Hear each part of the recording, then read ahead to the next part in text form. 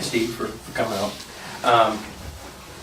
Like I mentioned before, you're actually one of the people that I really, really wanted to talk to about all this, because if anybody talks about ghost hunting, and you think back 10 years ago when ghost hunting had this real wave, this push where everybody wanted to do it and it was so popular, you and your team were riding the wave that was cutting that through. And what I'm curious of is, were you aware of what was going on with the public at that time, of the popularity that it took off when you were doing that?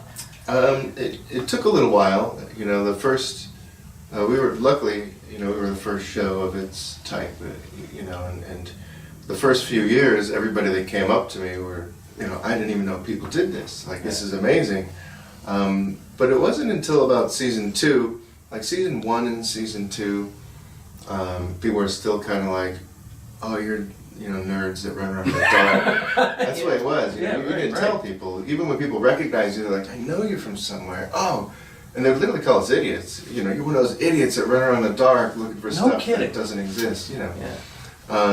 But then around the end of season 2 or so, I noticed a big change. All of a sudden, it was everybody was coming up to us, and I'd be in a, somewhere, and I would be all of a sudden the cooler guy in the room, and that was very different than, just before our show started airing. So I noticed it, but it took a little while. Did you realize, I know that you realized the popularity, did you realize the impact you had on people's lives? Because they were people that lived this stuff, everybody wanted to be you guys on TV. I remember when we were making this film last time, there was one team that we had that actually had a plunger on the table as tribute to the plumbers, you weren't one of the plumbing people, but that was the whole tribute to taps, at the time. It was a real popular thing. You had 10 years of doing this. You probably had the most consistent schedule of investigation out of anybody that we've interviewed, because you had a schedule to keep with the production company, really, right? So you had a kind of a regular routine. Well, we did, yeah. We've been filming for 14 years, and the show, the first couple of years was, a learning curve, right. But once we sort of got our groove in the production company and we started really syncing, we were on the road all the time, and we were investigating 1 or 2 places a week. Wow. Over 800 places probably for ghost hunters. Yeah, and you got into some places that a lot of people would just absolutely, that do this, would love to get into, some restricted, Well, in the beginning, it was most of our driving factors, because we said no to doing a TV show 2 or 3 times. No kidding. Yeah, we said no, even to the company that makes the show, who owns it. We just kept saying what we do isn't something that can make a TV show. Because it's long and tedious. And we're not TV. I'm a cop. They're plumbers. Right. And we just weren't interested. And eventually they said, we're going to do this. You guys should be the team because you seem to be gelled. People really are into how you disprove things, that sort of thing, and we want to go that route. Right. And I forgot what the question was. I forgot what we were talking about. Did you realize the impact it had? Oh, right, yeah. The routine, right, yeah. So once all that gelled up, we're on the road all the time. When we were doing the Academy show, I remember telling Chris McCune, if you join our team, you're going to be on the road so much. You have a family. Right. You might be home. And I told him, I said, I was home 4 or 5 weeks the whole year last year. And then I've read recently a bunch of backlash and heard on a few radio shows that's such a lie. Those guys are so pampered. That's a lot. They're home, all the time. And you didn't fly, right? No. Yeah, so you had to drive to all those places, right? Yep, drove everywhere. But it was. That's a challenge. No, it was fun. Like we say, the road trips are the best part of doing this, where you go out and you laugh on the road and you meet the people and see all these places. You see places that people who take the planes don't ever see, Yeah, and with the traveling, for a good 10 years we had the same crew members. And so me and Tango, we became really tight with the whole crew. Everybody, we were all best friends, and we still are. But you could see it in the show. It made the road trips much better. Because it was we would start in Rhode Island, you know, the tax office or whatever, because all the vehicles had to get to California or wherever we were going. Better than riding around with some asshole you hate. Yeah, exactly. But we would go. Yeah. Yeah, we had a lot of fun. Yeah, that's really good.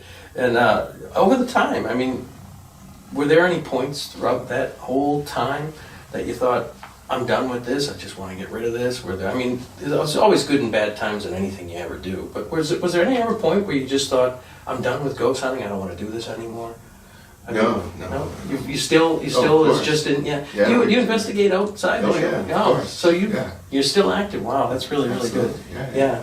You're a busy person though, so it keeps you hopping around. Well, It's, we do well, luckily. Yeah. Oh, back to that other question. yeah, They mentioned getting access to a lot of places. That's Yeah, where yeah. I was going. Sorry. But that was one of our driving factors why we all wanted to do it. Is that's right. you know, getting access to these places that we never could. You know, you go to a place like Eastern or anywhere, and they would just laugh at you. Right. You know, You get the tour maybe. And that's exactly. it. You Yeah. get the tour, then they would giggle, and that would literally be it. Yeah. Honestly, and Yeah. everywhere we went, that was the reaction, all over the country. There were a few places that were into it and would embrace what we were doing, but there were very few. Sure. But with the show, we were able to get, you know, the The production right company place. would be like, oh, you want to get here? Are you sure? Because we've been trying to get in there for 5 years. But then we realized there were things like producers who would fly to these places and sit down with them and, Right, you know, really go back and forth. Sweeten them up to the idea. And, Yeah, or just show them that we had to really talk a lot of places into the fact that we aren't discrediting or being mean or nasty, that we do it with respect and kindness and that sort of thing. Right. You know, and that was a big thing in the beginning for us to get to a lot of these places. How do you think the approach to ghost hunting has changed in the last 10 years? I mean, do you think it's any different than it was 10 years ago?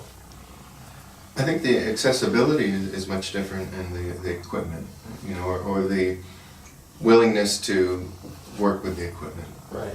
You know, we have now people, you know, doctors, you know, physicists, people want to talk to us. You know, I've been working with a night vision company that is spending millions of dollars, you know, creating night vision that'll work just for our field. You know? Which was much different than 10 years ago. Where Exactly. you had to take something that was already made and make it work. Yeah. Right. That's an impressive thing. And I mean, and that's all tribute to what you guys started with this show. I mean, the whole thing just kind of, it really paved the way for a lot of things to be brought out into the open and accepted. Well, we were fortunate to, you know, I remember when things would get a little rocky, you know, in any job, there's, Of course. any career, there's, you know, ups Every and downs. time, and no you matter get what you into do. tough, you know, and I remember one time our, you know, director pulled me aside and being like, you're one of 4 paid paranormal investigators in the entire world. Which is true. Like, you need to relax. And I'm like, wow, you're right. You are right. And he'd be like, you're one of the only people in the world that this is a career because of this. Isn't that astounding? Relax. I mean, does it still sink into you? I mean, does it seem that odd? I mean, it's an odd thing. I mean, people would love to have that opportunity to be paid to do that stuff because it's one of those dreams, oh, if I can only get paid to do it. But you guys are doing that. We're fortunate, yeah. Yeah, I mean, yeah. yeah. It's exciting. It's an exciting thing. Our show was, you know, lucky enough that our show reached pop culture. You know, it sort of put us It changed in pop a culture in a spot sense. a little bit. We definitely, I think it was New York Times said that, and it was flattering for me because my generation has said Ghost Hunters has done for ghost hunting what Sugar Hill Gang did for hip hop. You know, they created Yeah. a whole subculture. You know, and Absolutely I was right. like, oh my God, that's the best compliment I've ever. Everybody who's out now really has a little bit of their career owed to the ghost hunters pay. You know? Well, A little bit, you know, I mean, because it was more accepted. I mean, before that you had shows like, I remember when I was a kid, you had Real People, you had That's Incredible, great show. In Search Of, all awesome shows, but I mean, it wasn't the same kind of thing, you know, it was Right. a different kind of style. Right, there were sightings and encounters. And Oh, yeah. Those shows, they would feature a paranormal team, but those guys would be running around being like, that's a ghost, this is a ghost. Yes, that- exactly. Look at that chair flipped over. They're like, I didn't see anything. And they're like, lying, you know, it was terrible. That's very true, yeah. They were experts and everybody took what they said as fact in the case. Now, and let me ask you this, you know, you have a period of 10 years where you have now tens of thousands, hundreds of thousands of people all over the world investigating paranormal phenomena. You have a slow advance in technology, especially with video technology and audio technology. Do you think we're any closer now than we were 10 years ago to having something that's more conclusive in the way of proof that ghosts exist or that kind of thing? I think right now the closest we are would be with thermal. Every scientist, and scientist, I mean, it just means somebody who's seeking an answer to a problem. That's a scientist. Right. You don't need degrees, all that stuff. Exactly. I agree with you. Right. I mean, it's true. Even people who have all these degrees who are scientists tell me the same thing. You don't need to have all the. Excuse me. You don't. Oh no, that's okay. What was the question? Do you think that we're any closer now to discovering? The people I've discussed with that know much more than MIT, different. They've said that thermal would be the closest, or at least most undisputable in terms of evidence. Right, because how do you change the temperature? It's not something. It's going to tell you whether it's hotter or colder definitively, Right. and pictures are subjective, audio is subjective. Yeah. So, And if you know how to use a thermal camera, if you're pointing at this wall and you see the outline of a person, or not even a person, just a globule of some sort, some energy, right. and it's not your body, it's not your heat signature, you're the only one in the room. There's no reflective, so you take everything into consideration. What else could it be? What is this? How do you link those types of things to the idea that it's a ghost in the traditional sense? I mean, understandably, it's a very strange phenomenon that nobody fully understands. How do you make the link between a deceased person and, I mean, I know there's got to be a point, at least some right now, where you take sort of a leap of faith and say it's got to be, because there's a lot of different definitions to ghost. I mean, a lot of people have different thoughts, and some of them say it's a deceased human being. Some people say it's alien. Some people say it's, that kind of thing. Sure. How do you make the link between that? I mean, in your research, do you look for ghosts or do you look for unusual phenomena specifically? With what we do, it's just unexplained. We want the truth of what that is. If that means it is ghosts, then sure. If that means it's just energy moving something, sure. In terms of what a ghost is, I personally, in most case study, and most researchers would, agree with a ghost being a person who was once alive and is no longer alive, but we see them. That's different than an apparition. An apparition would have no identity, where a ghost would have identity, right. That sort of thing. So, in order to believe in apparition and ghosts and all that, you sort of have to. That theology is what you'll grip onto. You got to follow the path and connect the dots that way. But do I believe in ghosts? I don't know. I've never seen one. There you go. Yeah, I think it's a good answer. I don't know is a good answer for just about anything in this field. It's true. If you don't know, you don't know. Right. And we had a researcher who worked with us for a while. Paula was her name. Mm-hmm. So smart. She works at MIT. She had said to me once, and I said that same thing. I said, I don't know. And she said, she said, as a scientist, which she is, a real scientist, she said, that's the most important thing you could ever say. It really is. To know that you don't know something is knowledge itself in a way. It's wisdom, That's right. So, is there a difference between, what kind of dynamic do you see? Now, you guys go out and you investigate all these places, you have a big film crew with you, and then you can see this rowdy bunch of people here. It kind of disturbs the environment a bit. Do you notice a big difference when you get to go out without a film crew? Is it a better investigation for you? I mean, how's that work? In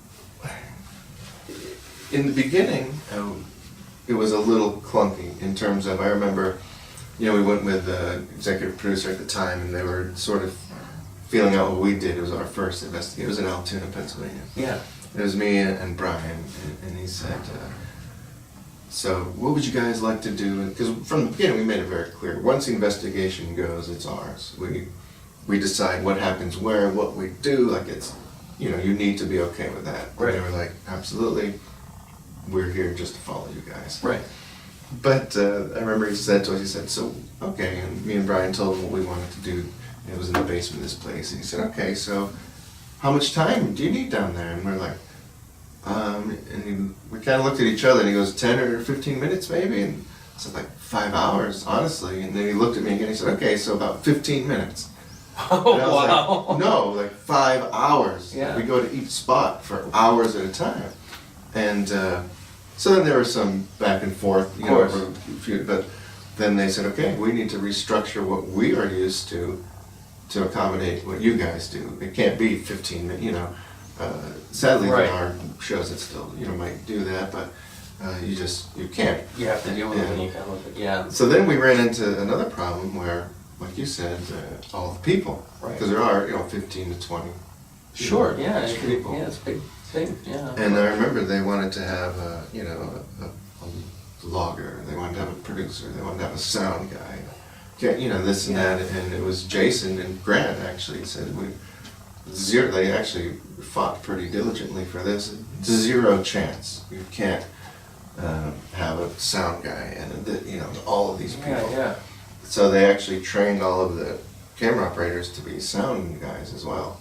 And so the camera operators would wear their sound gear, you know, with the camera so that we could be down to one. And we not made them, they graciously agreed. Agreed to, sure, yeah, yeah, We, yeah. you know, suggested that they all stay out in one truck and just listen, you know, instead of being in there with us. So Very cool. they accommodated all of that, and that's the way it became for, you know. You know, I think a lot of people don't realize that very point of view, you know, Yeah. when they watch it, that you guys fought for that kind of, Absolutely.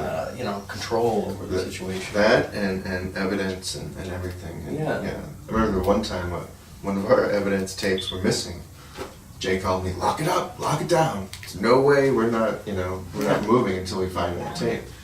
That's really good. found There's it. Uh, a lot of integrity going on there. Big time. Yeah. They really. Yeah, and have you enjoyed working with them? I know you had New England Paranormal for a little while beforehand, right? Is that still in play, New England Paranormal? Or? It was still investigate, but sadly a lot of the team members sort of lost, you know. Lost it over time. It's not them, but the sort of disbanded away from the group, that sort of thing. That happens with groups. Yeah. Yeah. We've seen a lot of people that have been, you know, they had the willingness, but just life comes into play. You know, you have family and kids and all Sure. that stuff, and Yeah. it pulls you away. You still enjoy investigating? You still get the Yeah. excitement when you go to a place? Yeah. You know, you're a very rational thinker. Does that, and I remember even in the first interview, you were very rational in the way you laid things out. You're looking for empirical evidence, as I do. People over time, you meet a lot of people, you've met, I'm sure, tons of people over time with conventions and all kinds of things. They come up and they bring you stories and tales of their own personal experiences. Does it ever wear on you when you hear the same thing, like, for example, dust storms over? They show you 8 billion pictures of dust storms. Do you ever get tired of seeing that kind of evidence and saying, it's dust, it's dust? Right. Looking at evidence, no. Because you take that moment to, I mean, I realize a lot of, they get angry, you know, they get mad when I Yeah, when try you to- tell them no, or... you know, but it's important, you know, just for them to understand the thought process behind it. Right. You know, you can't just look at it and say, oh, that orb is dust, actually, or that you need to let them know how you came to that conclusion so that they can, you know, say, okay, he doesn't just think everything I do, you know, because it's me, it's this one photo. Right, You need right. to walk them through how you came to that conclusion. And, you know, as an organization, New England Paranormal, you know, TABS, we didn't just take photos and go, this is or it isn't. We'd send them to Kodak Labs, we'd send them to the state police barracks, you know, Right. and they would tell us, you know, Kodak Labs used to actually, you know, they would. So you explain it through education. Sure. You educate them to the correct answer rather than tell them that they're wrong. Right, of course. Yeah, that's a smart move. But we were also all, you know, I was 15 years old going up to the Warrens, you know, and whoever, you know, Troy Taylor, you know, all of those, Yeah. like, look what I got, look at this, you know. Yeah. And they'd be like, sorry. How long have you been investigating? I mean, total? What? 26 years maybe. Wow, 25. long time. How old when you started? You were Well, I started as soon as I could drive, pretty much. really You know, long, right? Yeah, I remember you told the story. I think your first thing was in a cemetery. Yep. Something pulled your leg or something like that. That's right, right. Yeah, I remember. Yeah, that's very interesting. Have Yeah, you ever gone close. back to that cemetery after? Yeah, oh yeah, Yeah. many times, yeah. It's Yeah. right in Enfield. Oh, is it really? Yeah. Okay. Cool. And that's a technique I stole from Ed Warren, the sitting in the grave, because he would tell the story of the white lady, and Oh. you know, and in that story, it is that he goes to the graveyard all the time with a lawn chair, and would sit there and wait and wait and wait and wait all the time. It's really hours and the hours best and tool hours. an investigator has, isn't it? Waiting It and is. watching. And when I was 15, that's what I did. Just Yeah. like, whether people think they, but, they're still, kings and queens in my eyes of the paranormal world. What do you think the future holds for ghost hunting? What do you think is going to, 10 years down the road, where do you think we'll be at? What do you think will it be more technological? Or do you think people will have a revolt back to more basic things, such as just sitting and waiting and watching? Or do you think there'll be more technology? I think technology is going to come a long way. I don't think we'll ever, get the boxes and those things that can, that to me, using that equipment, it may or may not work, I'm not sure, but I feel like, when we bring those devices to certain, people and they really look into them, the technology just isn't sound. And, if you could take waves and translate that into spirit voices, how would that be in our hands? It would be the biggest breakthrough the world's ever seen. It would be with NASA. It would be Nobel Prize winning. Exactly. Yeah. It wouldn't be, Well, that's what everybody's paranormal waiting tool for. They're thing. waiting for that golden smoking gun that's gonna, push a button and there's some people who've built things that claim that that's what this stuff does. I mean, there's a lot of bogus stuff as well as things that are useful out in the field. I mean, do you think there'll ever be? Well, actually, now that I think about it, in terms of equipment and stuff, what do you think about? Do you encounter a lot of cases of fraud when you're out in the field? I mean, is it? Not as much as you think, yeah. Yeah, well, because at least in the group we were in over the years, sometimes we've encountered people that set up their house to appear haunted, just so they could have a group come in and sign off on it and say, yeah, you've got something going on here, or even the happiness that they were able to fool professional investigators, which, whatever that term might be. I mean, if anybody is professional here, it's you. You've been doing it and getting paid for it, like you said, and everybody else, it's more of a hobby vocation kind of thing. Well, we didn't get paid for investigating. You got paid for the Investigation show. we do for That's free. very true. Oh, yeah. Yeah. Oh, excuse me. Oh, that's okay. But yeah, even if we're on a case and that would never, Well, of course, yeah, never charged. right, yeah, you never charge for the private for the show, to do the show.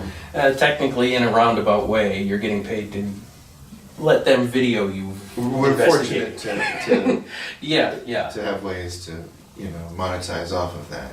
Right, yeah, you can support yourself while you're doing the thing that you like to Right, do. Yeah, and I don't want that to be misconstrued. You're not getting paid for, Yeah. that would, no. And it's funny too how that type of thing has maintained very strongly over the years, where people are very adamant about cannot charge for this. And at least that integrity has stayed up in the field. I mean, you have mediums and such that charge for what they do, and there's opinions based around that. But at least general investigators, they don't charge for it because they want to maintain integrity and credibility, which is very good, actually, that it's spawned Right. that way. Yeah, you can't, and what are you charging for? What are you charging for? You can't prove 100% that what you're doing is doing anything. Yeah. So how can you sell it? And there are people that say they're investigators, so they'll charge for investigation services. This just happens to be a paranormal case, that sort of thing, but Right. we still nothing. Yeah. No, that's good. That's good. Yeah. Let me see if there's anything else I'm missing here. I think I've hit on all of the key points. Do you have anything to recommend for somebody? Now, we're in a whole different generation. Back then, all the people that we interviewed for this before, they've all moved on with their family lives. They all wish they could still be doing it, all that kind of. There's some people that are still doing it. If somebody's joining up now to become an investigator, do you have any good advice for them? Having all this years of experience under your belt, what would you recommend that their frame of mind? How should they approach it? I mean, if you're just looking to get started, a few things. One, is just maintaining rational thinking. You really don't let anything get the best of you, and remember that 5% of what you're dealing with is going to be something paranormal. The rest of the time, you can explain it, you can figure it out. You need to keep that in mind, and also equipment. You can't just pick up an EMF gauge and go 2.0. You need to know exactly, you need to know an EMF gauge reads radiation, and radiation never dissipates, so your reading could be 10 years old. If you don't know that, how are you using the EMF gauge? You need to know laser stands, it's, but light amplification by stimulated emission radiation. You need to know those things because that tells you how a laser grid works, just in what the word means. Right. You know? Yeah. So all of those things are pretty important, but I see a lot of it now as like a set it and forget it mentality, where you pick up the gauge and that's it. It's on. I get my reading and not, and now it is what it is. That's all. Yeah, there's a lot of, you're right. The set it and forget it mentality is a very good way to put it. People are looking for a lot of shortcuts. And I think, as much as the television genre has opened up people to this whole world, it's also made some people very lazy because they see you guys investigate a place that looks like it's within an hour show, but Right. to do it correctly takes a long time, and they don't see the length in that show. That's the thing. It's true. Yeah. I mean, people. I literally had someone the other day said, "Yeah, we do it just like you guys." I went in that room for like 10 minutes. I said, "Well, no, that's on TV. We were in there for 4 hours, but they." Or people feel like they always need to walk around and talk and be active, and I'm trying to tell them, you just stand against the wall, like having your back to a solid surface or in a corner is the best. You have such advantage. They don't understand it, then I have to tell them, you're seeing the 3 minutes of us talking when, they're not going to show you the 5 hours of us sitting and using our senses and just... They can't. It'll be the most boring television show in history. Right. Yeah, exactly. You have to talk when they show you. Yeah. That doesn't mean you're talking all the time. Exactly. And I've noticed that, and Joe's noticed that too. When we go out with groups, they just chatter. Yeah. Because you forget, what you're doing. People that really, touches them and grabs them. And right. I was in Old Orchard Beach last year. Oh yeah, it's a nice place. Yeah, I was walking around with my girlfriend at the time. And this family comes up to me. Oh, you're Steve Gonsalves. It was awesome. Yeah. Can't believe we're meeting you. My son, this is his favorite show. He's maybe like 16 years old. Yeah. And she, he was kind of, I was like, not very into it, but he smiled a little bit. Sure. And they were so gracious taking pictures the whole thing. Yeah. But then we're walking away and I said to my girlfriend, I was like, oh, this kid, said it was his favorite show, but he wasn't too. But then she came home and she's like, his dad just died like 2 weeks ago, and this is the first time he smiled. I was like, oh my God. Yeah, see, isn't that cool? When you Yeah. make people happy, it really makes you feel good. Yeah, it's crazy. Yeah, and really, that's one of those things you can't put a value on what you're doing. Yeah, and that happens all the time. People come to you and tell you those kind of stories, and you're like, whoa, it's crazy, I can't believe it. Yeah, it's kind of amazing to think that you have that kind of power, Yeah. right? It's almost superhuman in a way, isn't it? It's crazy. Yeah. All right, I'm good. You guys, anything else? Well, I was going to ask Steve his first paranormal experience, but you guys knew that and already covered it. So I guess I'll ask you, what do you feel was your, for lack of a better term, most compelling paranormal experience, on camera or off? Most compelling, oh man, might take me a minute to dig that out. Yeah, I would imagine. Yeah. Most compelling. There has to be one that sticks out. Maybe it was the first one, I don't know, but there has to be one. You've been doing it a long time, right? So something has to click with you, right? I mean, there's evidence that sticks out. Okay, In that's... terms of an experience. Well, the evidence is cool, too. Right. Yeah. I mean, yeah. I've been like touched and sort of, but I've never had those experiences that people talk about. Like that apparition standing in front of you and Right, talking I've to never you. had that. Yeah. I have seen a spontaneous fire at the Cape Cod. That was pretty awesome. That's pretty interesting. That's very cool. Yeah. To me, the experience happens. Something will. Why? Yeah. It will. But see, I don't remember the name of the fort. That's all right. You don't need to think of the name. I mean, Right. But you see things. You've seen things move on camera, right? Oh yeah. Yeah. We see lots of things stuff. move and things. I hear voices and that stuff intrigues me. But it's all sort of on the same. Plane. Right. There's nothing within that that's sort of like, whoa, that one. Yeah. To me, it's really with the evidence. What's the best evidence you've seen? Thermal. It comes for me. Thermal. Probably that we've caught. I really like Crescent Hotel in Arkansas. Yeah, we panned across a series of lockers with a. I remember that. Or it wasn't lockers. It was. I think it was lockers, right? It had a hat with a number on it. Yep. Yeah. And we all train ourselves. That when you see something on thermal, the first thing you do is you make sure it's not your own body signature, you know, so you move limbs, you do whatever you need to do so you can watch that move, you tell everybody else in the room, you know. And all that was happening, and that didn't move or change at all. And it was the shape of a person just standing there. Yeah, that's fascinating. Right? Sort of looked at it, and you know, once the cameras were over, there was literally me, Jason, Gray, Brian was with us at the time, and Tango. Actually, it wasn't Brian. I think it was Tango. Yeah, so don't put that in there. Tango will kill me. Okay, no worry. Yeah. Cut that. What is it? Yeah, I'll cut it out. But yeah, me and Tango at the time, and we were all still in that basement, you know, with our camera guy, you know, and our just still for hours trying to. And we had already done filming, you know, we were just trying to figure out like what. Okay, if it wasn't what we think it is, what could it have been? And we just try to figure it out. All right. Well, that's everything. All right, gentlemen. Thank you very much, Steve. I appreciate it. Pleasure.